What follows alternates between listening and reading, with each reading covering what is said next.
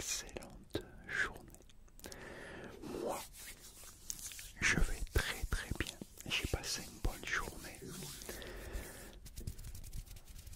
aujourd'hui. Une petite anecdote. Alors, je vais te raconter une anecdote. Je crois que j'en avais parlé la dernière fois. Ça va se passer dans un cimetière aussi. Mais c'est pas... je te raconte, c'est celle qu'on avait piégée. Des copains, des jeunes de la Bastide. Là, cette fois, c'est avec moi et mes deux potes, Christian et Bruno. On s'est foutu la trouille nous-mêmes en fait. Alors je vais te raconter. Bon, alors tu sais que j'habitais, pas que j'habite, que j'habitais à la Bastide, juste en face du cimetière et de l'église. Et donc,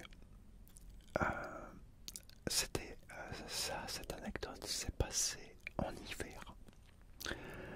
À l'hiver, la plupart du temps, il n'y a quasiment rien, il n'y a pas de fête de village, les balles, il n'y en a pas tout le temps. Et s'il y en a des fois, ils sont beaucoup trop loin, on n'a pas envie de batailler à aller faire 40 ou 50 km ou même plus pour aller à un bal. Donc là, c'était une période dans l'hiver, le mois, je ne me rappelle pas. C'était une période où il n'y avait pas de balle, voilà, il n'y avait rien. Et on savait pas quoi faire. On se faisait chier en fait. Ils étaient venus chez moi. Alors je crois que c'était un week-end. Oui, c'était un week-end. C'est comme Bruno. Ça fait bizarre de dire Bruno, vu que moi aussi je m'appelle Bruno. Et ouais, on s'appelait tous les deux Bruno. Donc mon pote Bruno. Lui, il allait encore à l'école. Quoi, il faisait des études. Malgré qu'il avait mon âge, lui, il faisait des études. Il essayait d'aller assez loin, justement, pour décrocher des bons diplômes, quoi, en fait. Donc, on le voyait souvent que le soir ou le week-end.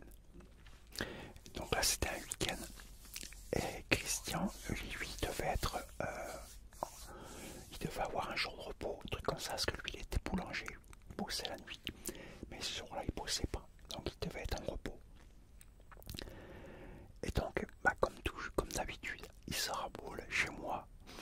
Moi, c'était l'endroit où ils se réunissaient, c'était chez moi. Ils habitaient tous chez leurs parents. Donc le seul endroit où ils pouvaient être peinards, c'était chez moi. Moi qui avais le même âge qu'eux, à part Christian qui était un petit peu plus vieux que moi. Mais voilà, on avait quasiment les mêmes âges tous. Donc il n'y avait pas de parents, personne pour surveiller. On pouvait faire ce qu'on voulait dans l'appart. Donc c'était tranquille. Donc c'était toujours la réunion, quoi. Donc c'était un week-end, je sais plus quel jour exactement, je pourrais pas te dire, mais je sais que c'était un week-end en tout cas. Ou peut-être pendant les vacances. Ouais, bon bref, on s'en fout. On était les trois. On était dans l'après-midi. C'était raboulé dans l'après-midi. Avec de la bière, des trucs à boire, puis quelques... Eh oui, quand j'étais plus jeune, j'ai bien profité, on va dire. Après, il vaut mieux éviter. Faut pas abuser avec ça. Moi, je vais pas abuser, heureusement. Mais bon, bref, donc, on s'éclate dans l'appart, on joue à la console, à la Nintendo. Oui, c'était la Nintendo, moi, que j'avais, donc, à cette époque-là. On s'éclate et tout. J'avais quelques films, j'avais des films d'horreur et tout. Donc, on se met des films d'horreur, comme d'hab. Et on mate un premier film. Et le deuxième film, là tu vas rigoler si tu as vu les autres vidéos que j'ai faites, quand j'ai parlé de ma première grande frayeur avec Freddy, les griffes de la nuit, c'était le titre, c'est le premier Freddy ça. J'ai été le voir moi quand il est sorti au cinéma, ça fait un bail. Hein. Bah tu rigoleras, bah, j'ai fini par l'acheter, en fait j'ai acheté quasiment tous les Freddy, tous ceux qui étaient déjà sortis, et après ceux par la suite qui sont sortis, je les ai tous vus, mais ça me faisait plus, bah j'étais beaucoup plus vieux aussi, donc ça me faisait plus aussi peur. Et on se mate justement, bah le deuxième film c'était Les Griffes de la Nuit, je me dis ah, si on se matait ça, je l'avais déjà vu plusieurs fois en plus. Mais moi ça me faisait plus peur comme la toute première fois. Et avant qu'on se mette le film, je fais comme ça à mes deux potes. Et je leur dis, et si on allait faire un tour tout à l'heure quand il fera bien noir, quand les lumières seront éteintes, si on allait faire un tour dans le cimetière. Ah, il commence à me regarder. Alors, il commence à cogiter, bien se dire le délire que ça pouvait être. Qu'on avait bien rigolé en fait, en plus à moitié cramé, moitié défoncé. Je t'explique pas le... Et ils me disent les deux, ouais, ok, chiche, allez, dès qu'il fait... qu'on a plus les lumières, dès que c'est éteint, qu'il fait noir, on y va. Ok, on se met le film du coup, parce que il était encore assez tôt, parce que c'est à 11h du soir qui coupait l'éclairage public était coupé à 11h du soir. Donc, on se mate Freddy, on boit, on fume, et arrive que le film se termine, il était un petit peu plus de 11h, donc on regarde dehors, ah ça y est, les lumières sont éteintes, plus de lumière. Cool, on commence à se préparer, mais on sort et un des deux il dit ouais mais comment on va voir, on verra rien, il faut prendre peut-être une lampe non pour aller au moins jusqu'au cimetière. Et moi j'ouvre la fenêtre, je regarde comme ça, je dis non c'est pas la peine, regarde il y a la lune. Et oui, cette fois à comparé à celle que je vous ai racontée, qu'on a piégé les jeunes, où il faisait qu'il n'y avait pas de lune, que c'était la lune, elle était au plus bas. Le croissant de lune qui était le minimum, c'est-à-dire qu'il faisait super noir. Là non, là on avait une belle lune. Je crois même que c'était une pleine lune, donc on voyait bien quoi. Pas au début. Alors c'est toujours pareil, quand il fait très noir, pas de lumière, quand tu sors d'un endroit où il y a de la lumière, il faut un temps d'adaptation pour que les yeux s'adaptent. Mais après avec la lune, on voyait un peu. Et du coup, on y va, je ferme l'appart, on sort, on s'en va. Dans le chemin de terre sur le côté du cimetière pour justement aller dans le cimetière et on y va tranquille et on commence à rigoler à moitié défoncé. On rentre à l'intérieur du cimetière et là on commence à batailler. Alors il y en a un, c'était Christian, lui il adorait faire des blagues, il se barre vite et il se planquait derrière les tombes pour nous foutre la trouille. C'est le mec qui a jamais peur de rien. Et donc on rigolait, mais bon on rigolait aussi un petit peu jaune, parce que bon c'était quand même un cimetière. Je sais pas, moi j'étais pas très rassuré. Et mon pote Bruno c'était pareil. Il n'y a que Christian qui lui il en avait rien à secouer. Et donc on bataillait. On n'essayait même pas de rejoindre l'autre bout. On bataillait dans le cimetière, en fin de compte, on regardait les tombes. J'avais Christian qui s'amusait à nous foutre la trouille. On partait dans des délires pas possibles. On se racontait des trucs, on imaginait qu'on allait voir un squelette sortir d'une tombe, du grand n'importe quoi.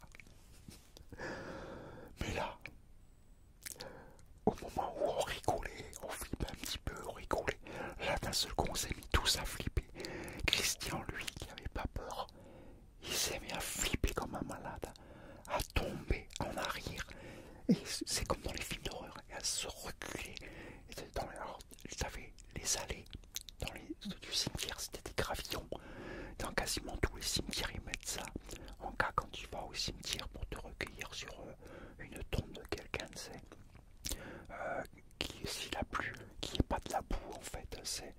Donc ils mettent des gravillons pour pas qu'il y ait de la boue si en cas il aurait plu, pour que les gens puissent pas, qu'ils se salissent pas, qu'ils se mettent pas de la boue partout, quoi, dans les godasses. Donc, tu vois ce que je veux dire. Je crois que dans quasiment tous les cimetières ils font ça maintenant. Il y a des gravillons partout justement. Bref, donc il se casse sa figure. Et on lui dit qu'est-ce qu'il y a et tout. Tu fais un mauvais trip. Quand on lui sort comme ça, si tu fais un mauvais trip. Et il arrivait même plus à parler, il était tétanisé. Mais il nous montrait comme ça du doigt. Donc on regarde, oh la trouille, un feu follet. C'était un feu follet, et moi à l'époque, j'ai une vingtaine d'années, hein, par là, 21. Ouais, 20 ans. Je ne savais pas ce que c'était réellement le feu follet. Moi, dans mon esprit, j'avais toujours entendu parler un feu follet, que c'était les esprits des morts. En fin de compte, c'est pas du tout ça. Maintenant, est-ce que je le sais, mais à l'époque, je savais pas. On s'est mis à flipper. Mais ça fout la trouille quand tu vois ce truc. Ça fait une sorte de flamme qui flotte comme ça dans l'air. À quoi? À 1 mètre de hauteur, pas plus. 1 mètre de haut, des fois moins. Là, nous, c'était quoi? Même pas 1 mètre de haut. Tu voyais? Cette trouille. C'est mis à paniquer, on a détalé comme des malades, on se poussait. On s'est cassé la figure. Moi, je me suis pris comme une pierre tombale. Je me suis empiégé dans une pierre tombale. J'ai pris un vol plané. Je me suis relevé, peu importe ce qui je m'étais fait mal ou pas, je m'en foutais. On avait tellement la trouille. On a détalé comme des malades en train de courir. On n'a même pas essayé d'ouvrir le portail qu'on sait qui était ouvert. Non, non, on l'a sauté carrément par-dessus, on l'a grimpé. On ne voulait même pas essayer d'ouvrir.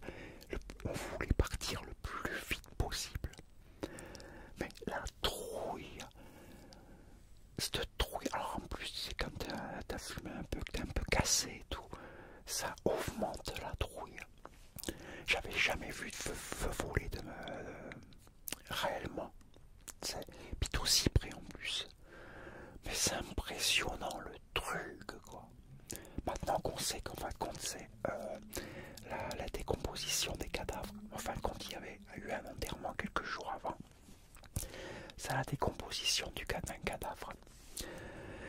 Et même dans la nature, tu peux le voir. Dans les marais, les bêtes, tout ça, les cadavres.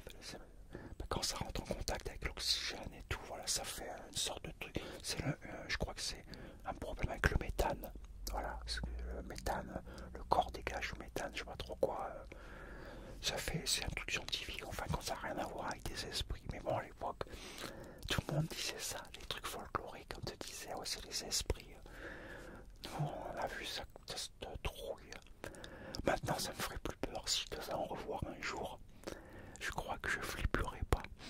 Parce que je sais ce que c'est maintenant. Donc, mais maintenant, on n'en voit presque plus un squelette. Aujourd'hui, quand on enterre quelqu'un, déjà maintenant, les cercueils sont bien hermétiques à comparer à avant. Ils sont super bien hermétiques. Ils mettent même des housses aussi en plus maintenant. Donc il y en a très peu. C'est le phénomène du feu follet. On en voit de moins en moins maintenant dans les cimetières. Mais on peut encore en voir dans les forêts et les marais par exemple. Donc ça c'était une trouille monumentale. Mais on est arrivé chez moi en plus. Je me suis mis à paniquer quand j'étais devant la porte. J'ai fait tomber les clés et on les trouvait pas. On regardait par terre, je retrouvais pas les clés. Les autres qui me tenaient comme ça, qui me secouaient en me disant de me dépêcher. Ouvre, ouvre, ouvre. On est rentré dedans, dans mon appart. On était blanc comme des cachets d'aspirine. Une trouille, mais monumentale.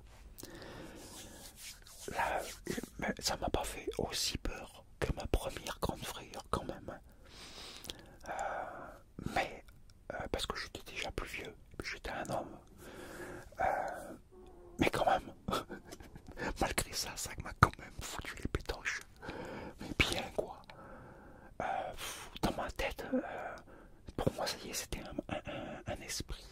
C'est un, comment on dit ça, un mauvais esprit, un truc comme ça, quand il allait me posséder. On imaginait un tas de scénarios, mais après on en a parlé entre nous. Les trois, quand on s'est calmé un petit peu, on en a parlé les trois dans mon appart, sur le canapé. On s'est pris une bière pour se remettre de nos esprits. On en a parlé entre nous après. Après, au bout d'un moment, on a commencé à rigoler, parce qu'on a dit, tiens, comment qu'est-ce qu'on a flippé, quoi. Et là, on se disait, heureusement que personne nous a vus, tout le monde serait foutu de notre gueule. Nous qui passions pour des gros durs. Là, t'as les trois mecs qui se sont barrés en quatrième vitesse. Mais c'est une super anecdote. Quand j'y repense, ça me fait rire, parce que je me rappelle que la panique, comment on s'est mis à paniquer. Bon, on imaginait des tas de trucs. Donc voilà, cette petite anecdote de frayeur qu'on s'est fait tout seul. Tout ça parce qu'on s'embêtait. Et qu'on s'est dit, tiens, c'est moi le plus qui trouve, qui est donné l'idée. Pourquoi on n'irait pas dans le cimetière, tiens, quand il fera bien noir. Ouais, bon, on s'en rappellera celle-là. Après, on a mis un sacré bout de temps avant de retourner dans le cimetière. On a pris un sacré bout de temps quand même. Après, quand on y est retourné, parce que là, je te raconte celle-là, mais celle-là, elle est arrivée avant que celle qu'on avait piégé les jeunes dedans. Bon, il avait déjà été, donc on savait. Et puis, comme je savais qu'il n'y avait pas eu d'enterrement avant ou quoi que ce soit, j'étais sûr qu'on ne ferait aucun favori. Donc, pour ça, j'étais sûr. Et donc, voilà. Bah, j'espère que ça t'a plu, cette petite anecdote. Elle t'a certainement bien fait rire. C'est quand je raconte, imagine-toi que c'est toi. T'imagines le truc et que c'est toi qui es à ma place. Comme ça, tu peux t'imprégner carrément du truc et puis te dire... c'est comme si que tu avais vécu cette expérience en fait. Et là, ça fait rigoler, parce que quand tu y repenses, tu te dis, mais qu'est-ce qu'on peut être bête, c'est pas possible. En tout cas, moi, j'espère que tu as passé un agréable moment en ma compagnie.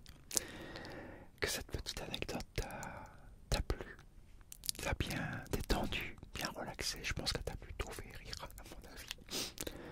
Mais voilà. Écoute, c'est fini pour aujourd'hui. Je te dis à très bientôt pour une nouvelle vidéo. Et en attendant, porte-toi bien. Et surtout, prends soin de toi, car c'est vraiment